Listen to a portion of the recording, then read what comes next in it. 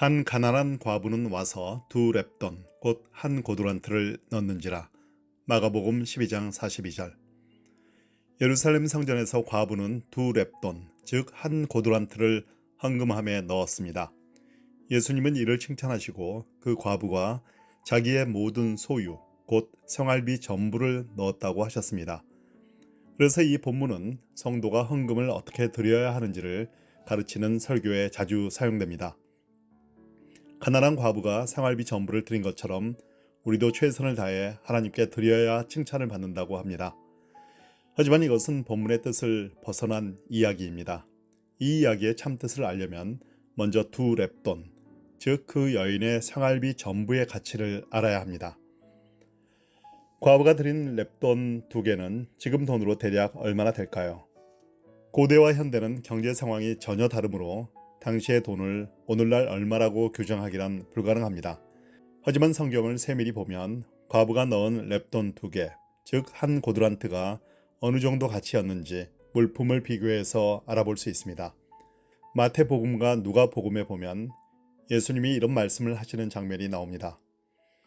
내가 한 푼이라도 남김이 없이 다 갚기 전에는 결코 거기서 나오지 못하리라. 마태복음 5장 26절. 한 푼이라도 남김이 없이 갚지 아니하고서는 결코 거기서 나오지 못하리라. 누가복음 12장 59절. 두 본문 모두 한 푼이라는 단위가 나옵니다.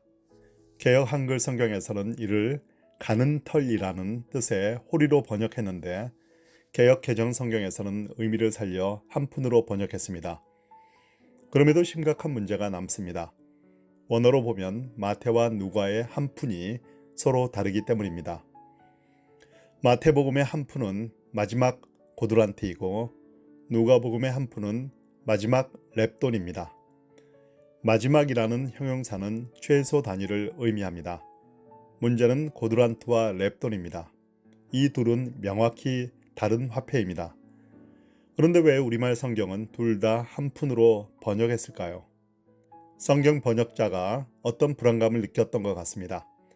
같은 상황에서 나온 예수님 말씀인데 왜 돈의 단위가 서로 다르냐고 따질까봐 말입니다. 그래서 그냥 적다는 의미만 살려 둘 다 한 푼으로 번역한 것으로 보입니다. 하지만 예수님이 고두란트라고 하셨든 렙돈이라고 하셨든 이것으로 고민하거나 성경을 의심할 필요는 없습니다. 서로 다른 두 표현 속에는 예수님의 말씀을 당시 자기 교회 성도들에게 더 잘 전달하려는 마태와 누가의 고민이 들어 있습니다. 오늘날에도 1,000원, 2,000원을 쪼개 쓰는 사람과 10,000원, 20,000원이 푼돈인 사람의 최소 단위 개념이 다릅니다. 마태복음이 누가의 렙돈보다 많은 고두란트를 한 푼으로 인식한 것은 두 교회 성도들의 생활 수준이 달랐다는 의미입니다. 한마디로 마태네 교회가 누가네 교회보다 좀 더 잘 살았다는 뜻입니다. 예수님이 실제로 둘 중에 어떤 단위를 말씀하셨을지 확정하기는 힘듭니다. 하지만 매우 적다른 의미로 말씀하신 것은 분명합니다. 이것을 마태는 자기 교인들에게 친숙한 잔돈인 고두란트로, 누가는 렙돈으로 표현했을 뿐입니다. 이것은 복음서 기자들이 주님의 가르침을 최대한 자기 성도들에게 잘 전달하려고 노력한 흔적입니다. 그들은 무당이 영서를 받아 쓰듯 성경을 기록한 것이 아니라 교회의 입장까지 고려하여 기록했습니다. 이러한 노력에 하나님이 영감을 불어넣으신 것입니다. 그런데 복음서에서는 고두란트보다 더 큰 단위도 나옵니다. 아사리온이라는 화폐인데 이것은 고두란트의 4배입니다. 아사리온이 등장하는 본문은 다음과 같습니다. 참새 2마리가 한 아사리온에 팔리지 않느냐. 그러나 너희 아버지께서 허락하지 아니하시면 그 하나도 땅에 떨어지지 아니하리라. 마태복음 10장 29절. 참새 5마리가 2 아사리온에 팔리는 것이 아니냐. 그러나 하나님 앞에는 그 하나도 잊어버리시는 바 되지 아니하는도다. 누가복음 12장 6절. 이 구절들 역시 동일한 상황에서 나온 예수님의 말씀입니다. 하지만 또 표현이 서로 다릅니다. 마태는 참새 2마리에 한 아사리온이라고 했고 누가는 5마리에 2 아사리온이라고 했습니다. 같은 참새의 시세가 왜 다른 것일까요? 이것도 말씀을 잘 전달하려는 글솜씨에서 나온 것입니다. 당시 참새 2마리의 정가는 마태의 표현대로 한 아사리온이었을 것입니다. 그런데 시장에서 2아사리온을 내면 1마리를 끼워 5마리를 주었던 것입니다. 옛날 학생들 응원가에 굴비 1마리 50원, 10마리에 450원, 말 잘하면 거저 준대요와 비슷한 맥락입니다. 하지만 마태의 표현이든 누가의 표현이든 예수님이 전하려 하신 핵심은 변함이 없습니다. 그만큼 당시 참새가 흔한 먹거리였다는 뜻입니다. 그렇다면 더 상세히 계산해 봅시다.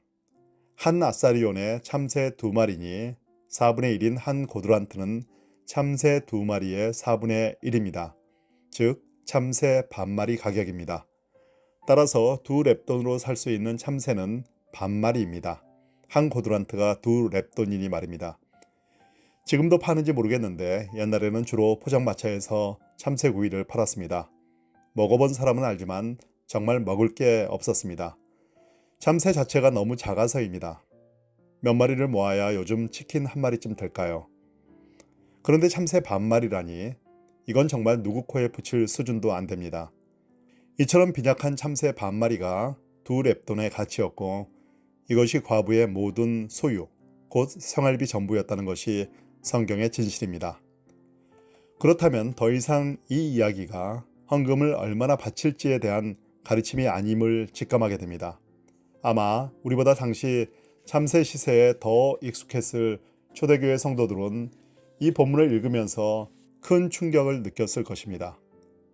생활비로 번역된 비오스는 식비뿐 아니라 매일의 삶에 필요한 모든 것을 포함합니다. 하지만 이것을 하루 식비로만 봐도 소름이 끼칩니다.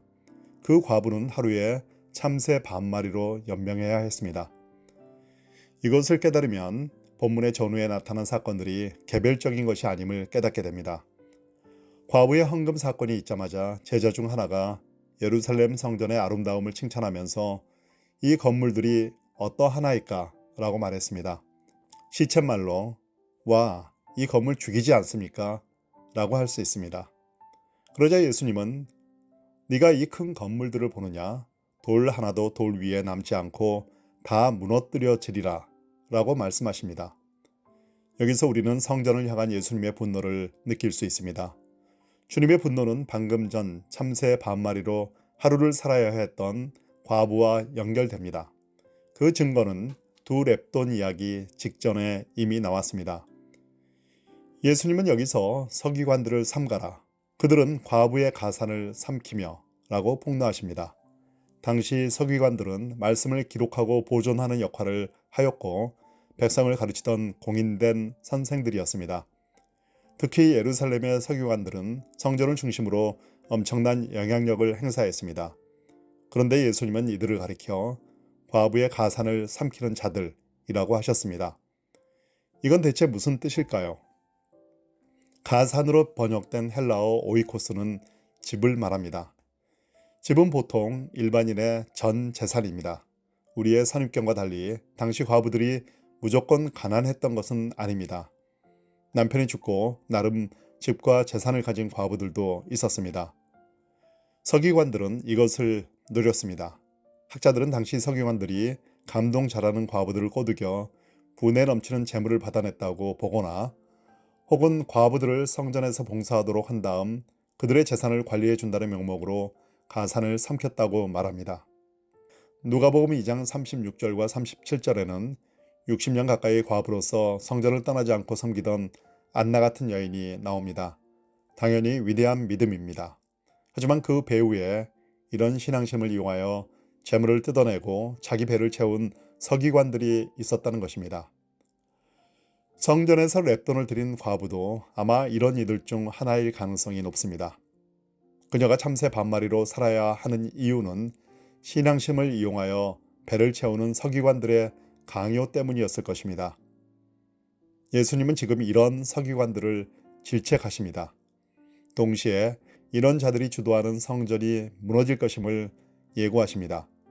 성전을 출입하는 자들 중에 여러 부자는 헌금함에 많이 넣었습니다. 하지만 그들 중에 있던 과부는 고작 참새 반마리로 하루 끼니를 해결해야 했습니다. 그런데 그마저도 헌금함에 넣어야 할 만큼 심적인 강요 아래 놓인 상황이었습니다. 주님은 이런 상황에 가슴이 찢어지신 것입니다. 따라서 과부의 두 렙돈 이야기는 헌금 강요 본문이 돼서는 안 됩니다. 그녀의 렙돈 2개는 진실로 아름다운 헌금입니다. 하지만 그 배후에는 참새 반마리로 연명하던 과부가 그마저도 바쳐야 했고, 그 피눈물을 갉아먹으며 외양을 치장하던 예루살렘 성전과 그 안에서 호의호식하는 종교인들이 있었습니다. 바로 그들을 향해서 주님은 그 받는 판결이 더욱 중하리라 라고 선언하셨고, 그런 자들이 득세하던 성전을 향해 돌 하나도 돌 위에 남지 않고 다 무너뜨려지리라 라고 저주하신 것입니다. 지금 우리 곁에도 렙돈 2개로 사는 사람들이 있습니다. 동시에 예루살렘 성전처럼 지나치게 화려한 예배당도 많습니다. 이제 교회는 말씀으로 돌아가 주님의 마음을 깨닫고 눈을 돌려 참새 반마리로 살아가는 사람들을 돌봐야 합니다. 교회 건물이나 조직은 좀 낡고 어설퍼도 괜찮습니다. 그 안에 서로의 눈물을 닦아주는 사랑의 나눔이 있어야 주님이 인정하실 참된 교회입니다. 그렇지 않으면 아무리 훌륭한 외양을 자랑한다 해도 결국 무너져 없어져야 할 곳입니다.